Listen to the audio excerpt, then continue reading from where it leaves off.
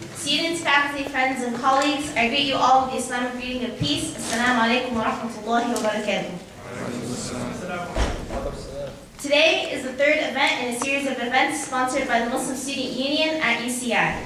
The Muslim Student Union is a religious student organization that seeks to serve the Muslim community by providing religious services and fostering social, spiritual, educational, and moral development in a way that compels Muslim students to contribute positively and uniquely to the campus community and beyond. This week, titled Palestine an Invisible Nation, aims to educate and raise awareness on campus about the plight of the Palestinian people who have been living under illegal occupation for almost 63 years, with the hope that this knowledge will finally turn into action. Our annual week has unfortunately often been misconstrued to be one that harbors anti-Semitism. The MSU has clarified numerous times and will continue to clarify that hatred of any particular group on the basis of their race, color, ethnicity, or religion, including people of the Jewish faith, is not and will not be tolerated.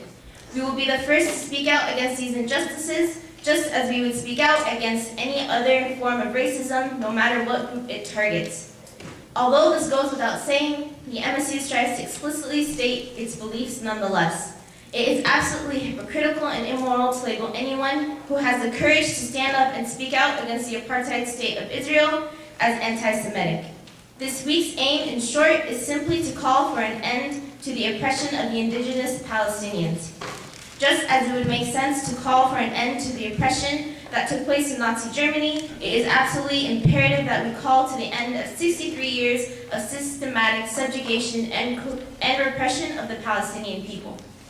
Co-sponsors for this week include Al-Kalima, Students for Justice and Peace, Students for Justice in Palestine, Black Student Union, Metro DCI, American Indian Student Association, Radical Student Union, Asian Pacific Student Association, Workers Student Alliance, Kababayan, and Turkish Student Association. Before we start today's event, we'll begin with some verses from the Muslim holy book, the Quran.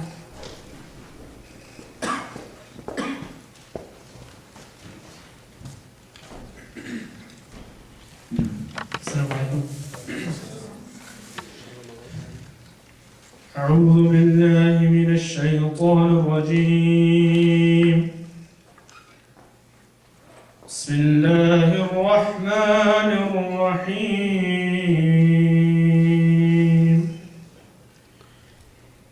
يا أيها الذين آمنوا كونوا قوامين لله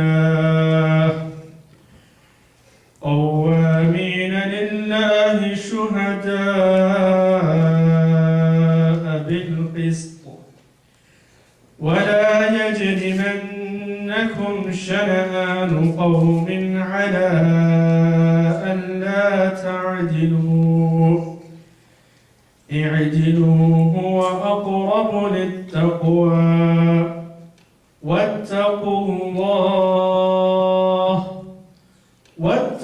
الله إن الله خبير بما تعملون وعد الله الذين آمنوا وعملوا الصالحات لهم مغفرة وأجر عظيم والذين كفروا وكذبوا بآياتنا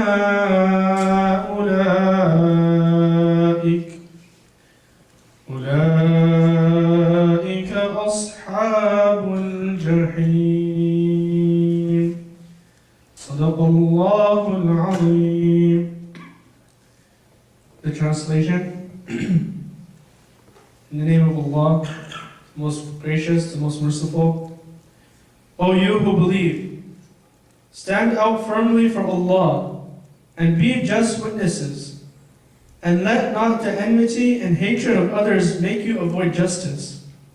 Be just, that is nearer to piety, and fear Allah. Verily, Allah is well acquainted with what you do. Allah has promised those who believe and do deeds of righteousness that for them there is forgiveness and a great reward.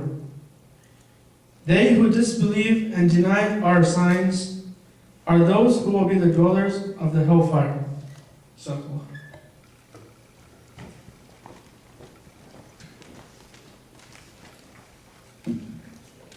Israel David Weis, a United States Haredi rabbi, is an activist and spokesperson for the Notori Karta, an anti-Zionist group of Haredi Jews. Based in Mount Sinai, New York, he believes that observant Jews should peacefully oppose the existence of the Israeli state. We recognize that Rabbi Weis represents a minority view in the Jewish community, and by no means does he represent mainstream Jewish thought or the vast majority of Jews. He does not speak for either. Instead, he speaks for himself and the organization he represents. The fact that Rabbi Weis articulates a dissenting opinion is no reason to stop him from speaking. We are committed to providing a variety of perspectives on the oppression of the Palestinian people, and we believe that Rabbi Weis can contribute positively to this discourse. After the rabbi's talk, there will be an opportunity for questions and answers. He will be ending his talk around 9:10, and question and answer should go on for about 20 minutes till 9:30. Without further ado, Rabbi Weis.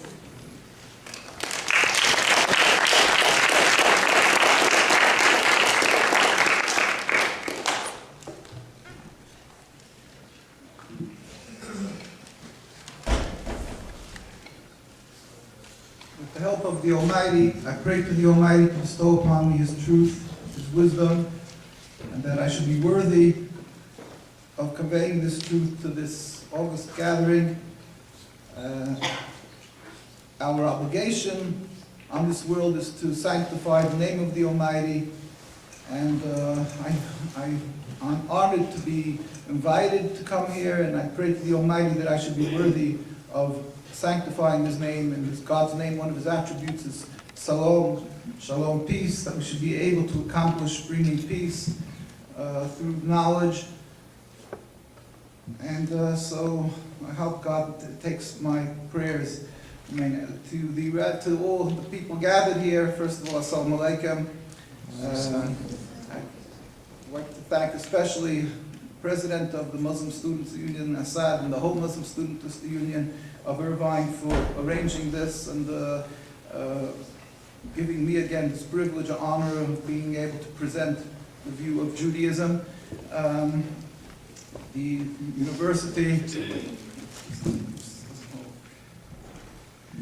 university altogether for being gracious enough to let me speak a subject which is definitely controversial and not accepted, as I was introduced for the second time mistakenly, that I represent the view of only Notori Karta, a very strong minority group of Judaism, and in essence that's really part of the terrible tragedy of Zionism. Because Zionism portrays us in a light that is totally misconstrued and false. We represent something entirely different, not the view of Notori Karta, so to say, in an organization, but the view of Judaism of the religion Judaism and the Jewish people around the world who are true to Judaism, who have never strayed from the Judaism that has been given to us on Mount Sinai. It is the mainstream view of Judaism, as you will see with God's help, comprehend through this this lecture. So anyways, assalamu alaikum to all of you. Thank you for arriving, for coming here, for giving of your precious time, and for the Jewish people, shalom aleichem, the ones who are going in the way of Judaism, the ones who are searching, we appeal to you. As I've said today, we are on a long road, along a very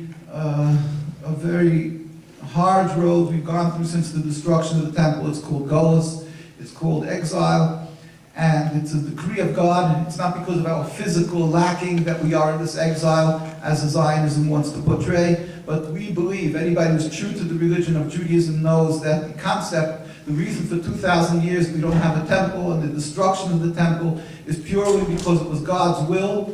As anybody who looks at the books of the prophets, Jeremiah, Ezekiel, Isaiah, and every single one of them, and you will see that the Jews were warned that there's a godly decree that will come if we're not up to par on the high level of holiness.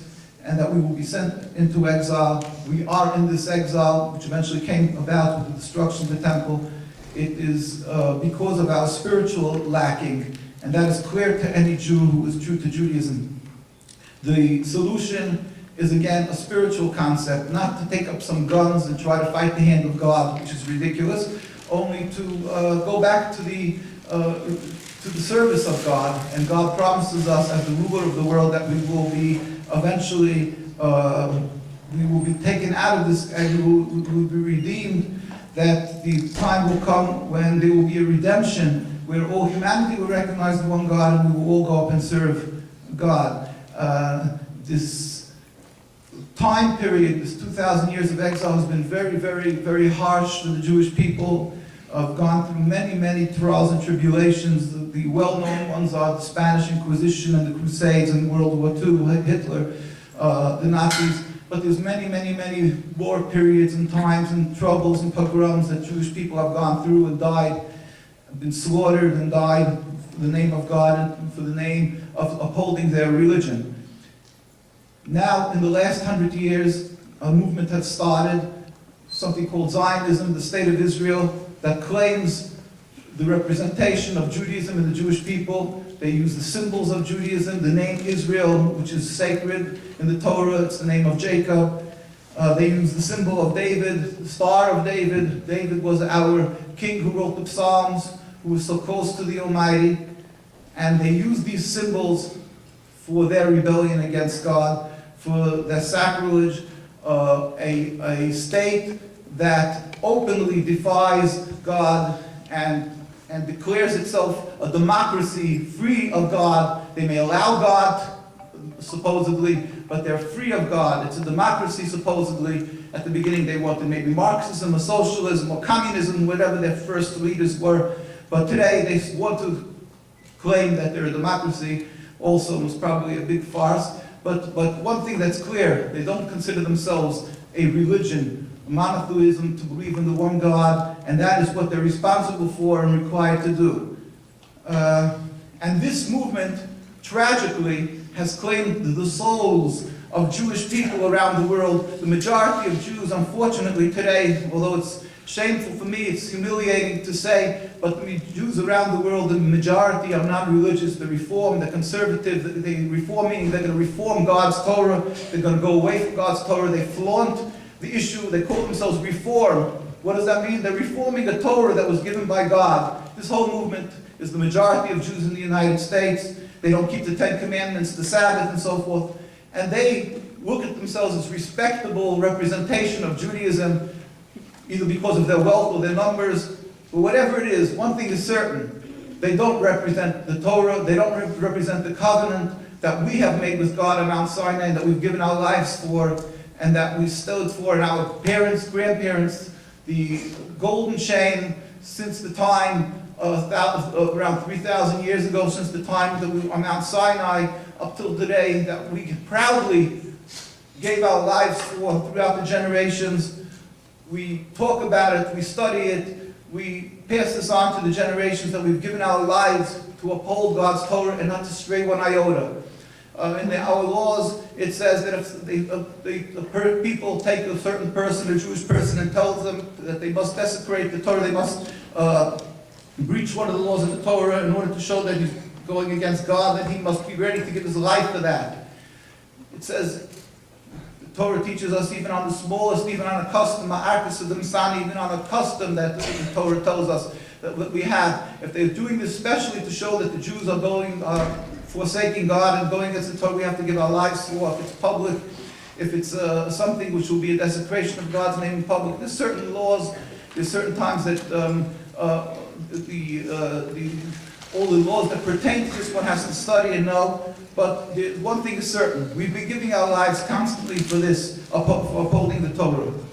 Zionism has come in this last generation and tried to snatch, and it has accomplished, unfortunately, of taking the majority of Jews who unfortunately mostly are ignorant of the Torah and stolen their souls into this ersatz Judaism, in this transformation from subservience to the Almighty to a proud nationalism.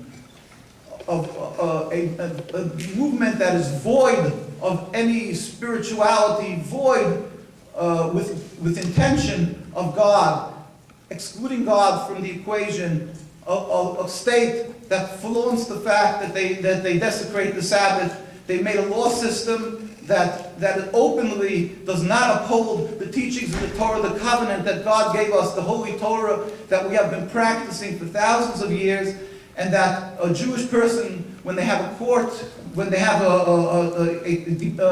a quarrel or an issue with a fellow Jew, the requirement is to go to a rabbinical authority, somebody who knows the Jewish law, and in that way to settle the issue. And if they go out of the Jewish system, two Jews, we're not talking about the non-Jew with a Jew, because the person lives in a country, he goes to the courts. If the non-Jew so wants, if the non-Jew wants to arbitrate in the Jewish court, that's also allowed by the United States court system. But two Jews are forbidden, according to the law, the Jewish law, to go out of the Jewish court system. Why?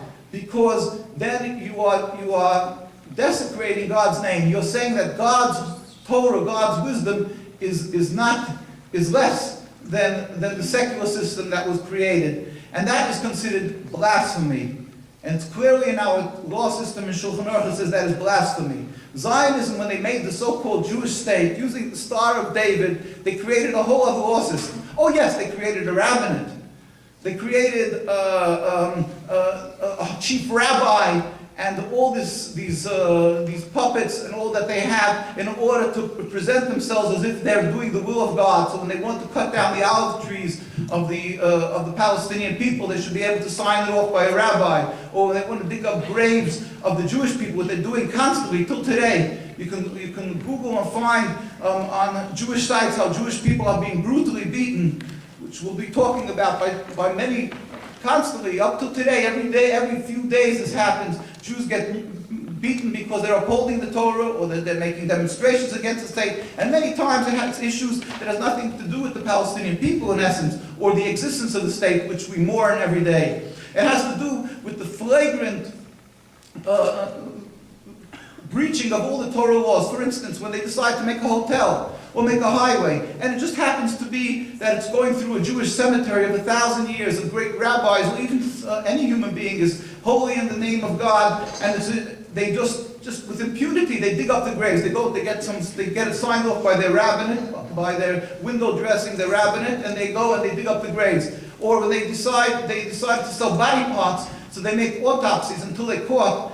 That's what they do. We have to have a special organizations that when we hear a Jewish person dies, we run to the hospital and stand there. We've been doing this since the state was started. Why? Because they love to steal body parts and use them just to sell it, not even because they have to verify what the death was. Have special organizations. We hear somebody died in the middle of the night, we have to have somebody stand there, not take their eyes off this body, because the Zionists and their hospitals, they're going to take the body parts. Why not? They have no Jewish morals or any respect for the holiness of the soul. This is ongoing. There's so much to talk about that issue. But that is getting off a little bit on a tangent. I'm just trying to... This system, this movement called Zionism, and its creation called the State of Israel, speaks and says it represents Judaism and the Jewish people around the world. And when I come as a person who simply wants to state the Jewish view, they come and they start attacking us as self-hating Jews or some type of monster, which is their ploy of always vilifying somebody and going on the attack when they should be hiding in the holes of embarrassment. Who are these people? This movement, Zionism, are openly heretics that are trying to create and to uproot the Jewish soul, to transform Judaism from religion to nationalism and uproot every soul, every gullible Jewish person around the world, all the people that they call themselves repenting Jews who have no idea what Judaism is, people from the USSR, from the Soviet Union, that after 70 years they were fearful of thinking Judaism, and they're totally ignorant of what it means to be a Jew. And then they wake up now and they're looking and they say, we want Judaism. So what do they see? These big advertisements around the world, because they have an endless well of money. The state of Israel, which advertises and uses the Star of David, the symbols, the menorah, the symbols of Judaism, the name of Judaism, and they walk around with this aura of holiness. They're speaking in the name of God. And unfortunately, they sell their souls, they give their souls to this movement, and they feel comfortable. Under Russia, they were ready to sacrifice their lives. They went secretly, they circumcised their children, not knowing if they'll be sent away to Siberia the next day. And they were ready for every day, and they were thirsting for the day when they can practice their religion. And then USSR went under, and what happened? They supported the state of Israel. They go to Brighton Beach in New York, and they have these communities, or they go to Israel and they go to their school systems. They start following and being loyal citizens of the state of Israel, or supporting it, and they feel satisfied. They can sleep at night. They're serving God. Are they serving God? Unfortunately, their soul has been sold to the devil. They are serving a Satan, a movement that was created solely to uproot the souls of Jews. And if you think I'm speaking radical words, this is the words of the Brisker of Rabbi Soloveitchik, a very well-known. Brisk was the Ivy League of Jewish education, very well known in Lithuania, and today the Ivy League in Jewish education in Palestine, occupied Palestine, or around the world. Everybody knows Brisk in the Jewish communities. He was one of the most vociferous, outspoken opponents of Zionism. Nothing with the Torah character, just one of the other great movements in people who are true to Judaism. But again, I'm going off on tangents. I think we'll try, with God's help, to speak first of just these basic issues, so you should comprehend why I am so upset, why we are so clear in the fact that this is the Satan and that it is the diametric opposite of Judaism. Zionism was created around 100 years ago, a little over 130 years ago. It was a movement that's very, very young, relatively. Judaism is a religion of thousands of years. It was practiced by Jewish people who made this covenant on Mount Sinai to serve the Almighty, to be subservient to God, uphold the teachings of the Torah, the 613 commandments. That is what Judaism is, upholding the covenant. It is nothing else. And if one doesn't uphold the covenant, then he is not a practicing Jew. Then, according to the Rambam, he's not